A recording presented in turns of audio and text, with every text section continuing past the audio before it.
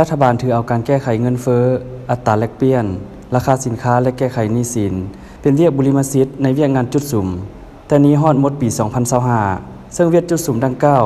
ต้องได้สืบต่อสุ่มใส่แก้ไขปัญหาเงินเฟ้ออัตราแลกเปลี่ยนเงินตราต่างประเทศให้มีความเสถียรและสู่ชนหมดปี 2025ให้ตัวเลขเงินเฟ้อลดลง1ตัวเลขยุแฮงการผลิตภายในเพื่อสมไซภายในและส่งออกให้แข็งแรงเพื่อลดพรการนำเข้าสินค้าและการไหลออกเงินตราต่างประเทศนำใช้มาตรการต่างๆเพื่อเพิ่มคลังสำรองเงินตราต่างประเทศให้ไหลขึ้นเพื่อลดพรความกดดันทางด้านอัตราแลกเปลี่ยนและอัตราเงินเฟ้อและคลังสะสมแห่งชาติให้เพิ่มขึ้นเติมเอาใจใส่คุ้มครองราคาสินค้าในท้องตลาดให้ลดลงกว่าเก่าความแตกต่างที่บ่สมเหตุสมผลระหว่างราคาซื้อและราคาขายของพ่อค้าคนกลาง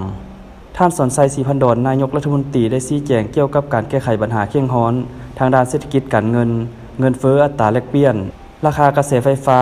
และราคาสินค้าเพิ่มขึ้นสูงที่กระทบต่อการดำรงชีวิตของพนักงานราชการทหารตำรวจประชาชนบรรดาเผ่าในระยะผ่านมาในกองประชุมสมัยสามัญที่9ของสภาแห่งชาติสุดที่9ในวันที่11มิถุนายน2025พร้อมกันนั้นรัฐบาลจะทบทวนคืนราคาไฟฟ้าสำหรับกลุ่มเป้าหมายครอบครัวที่มีรายรับต่ำแนวใส่แก้ไขปัญหาข้อครองชีพของประชาชนและพนักงานราชการทหารตำรวจให้ดีขึ้นสุ่มใส่เก็บรายรับงบประมาณตามฐานรายรับที่มีแล้วให้ครบถ้วนโดยการยุ่งแฮงการหันเป็นทันสมัย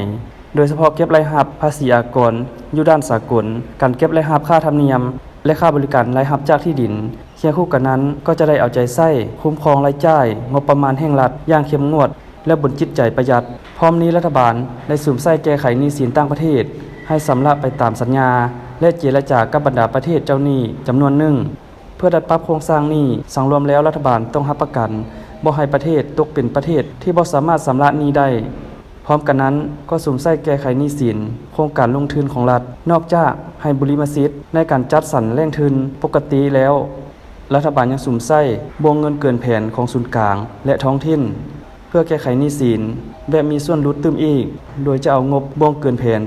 2024พูดของศูนย์กลางส่วนหนึ่ง500หา800ตื้อกีบสุ่มใส่แก้ไขปัญหาลดเทื่อนการลักลอบผู้คนบ่แห่การลักลอบตัดไม้และผู้คนทรัพยากรแห่ธาตุที่บ่ถูกต้องโดยได้มอบให้รองนายกรัฐมนตรีผู้ชี้นำของเขตเวียกเศรษฐกิจและการพัวพันร่วมมือกับต่างประเทศเป็นหัวหน้าคณะซึ่งคณะดังกล่าวพร้อมสุ่มใส่แก้ไขเป็นแต่ละกรณี